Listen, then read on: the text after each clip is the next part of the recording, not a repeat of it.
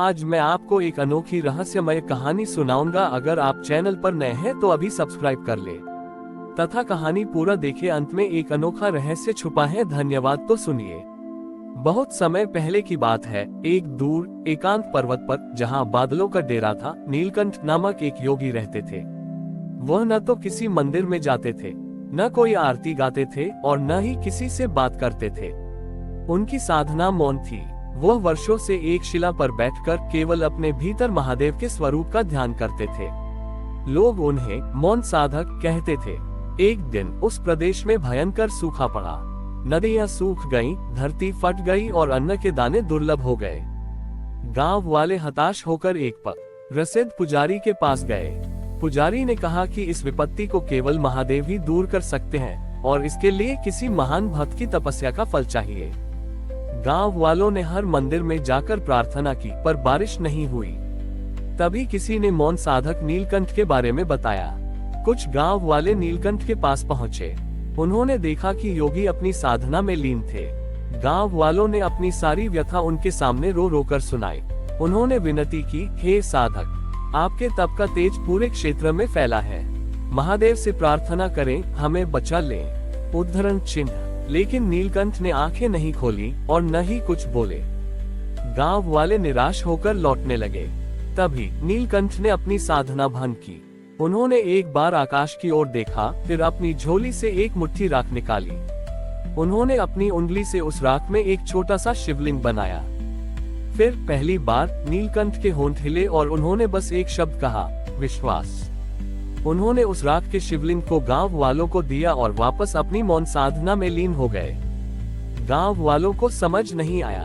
राख का शिवलिंग, एक शब्द। लेकिन निराशा में डूबे उन्होंने नीलकंठ के शब्दों पर विश्वास किया और उस राख के शिवलिंग को लेकर वापस गांव लौटे। उन्होंने गांव के बीचों बीच एक छोटा सा गड्ढा खोदा और उस राख के शिवलिंग को उसमें स्थापित कर दिया।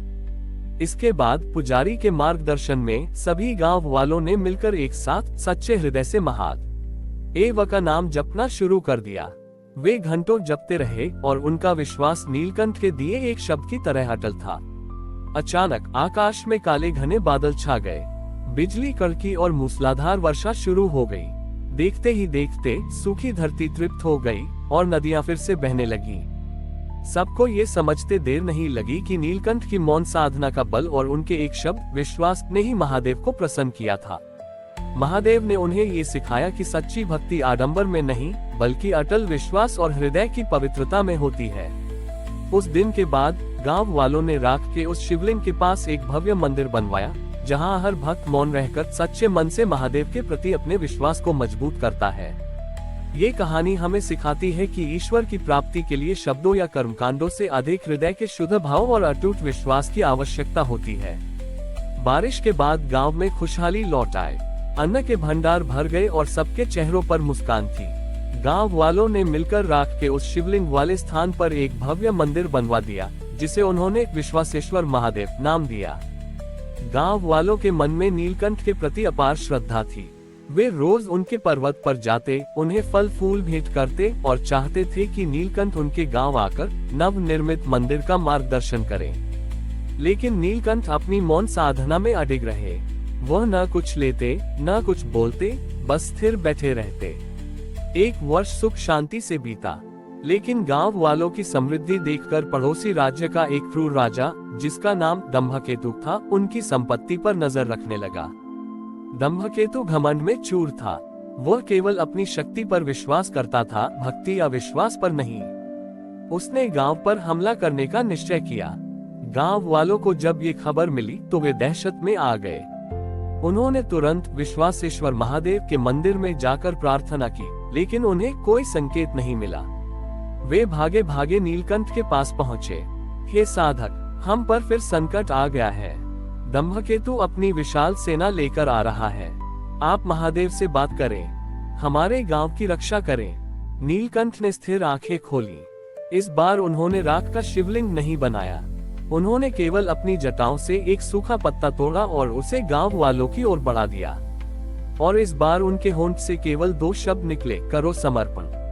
दंभकेतु के अहंकार भरे बल के सामने एक सूखा पत्ता और 2 शब्द, करो समर्पण, गांव वालों के लिए एक मजाक जैसा था। वे आपस में फुसफुसाए, तारांकन, पहली बार तो राख के शिवलिंग ने चमत्कार कर दिया, पर अब ये सूखा पत्ता क्या करेगा? उद्धरण चिन्ह। तारांकन, राजा को युद्ध में हराने के लिए सेना चाहिए, पत्थर नहीं। तारांकन, क्या साधक ने हमें छोड़ दिया? बहुत निराशा और असमंजस के बाद गांव के मुखिया ने कहा, मौन साधक ने पिछली बार हमें विश्वास सिखाया था। इस बार चाहे कुछ भी हो, हमें समर्पण करना होगा।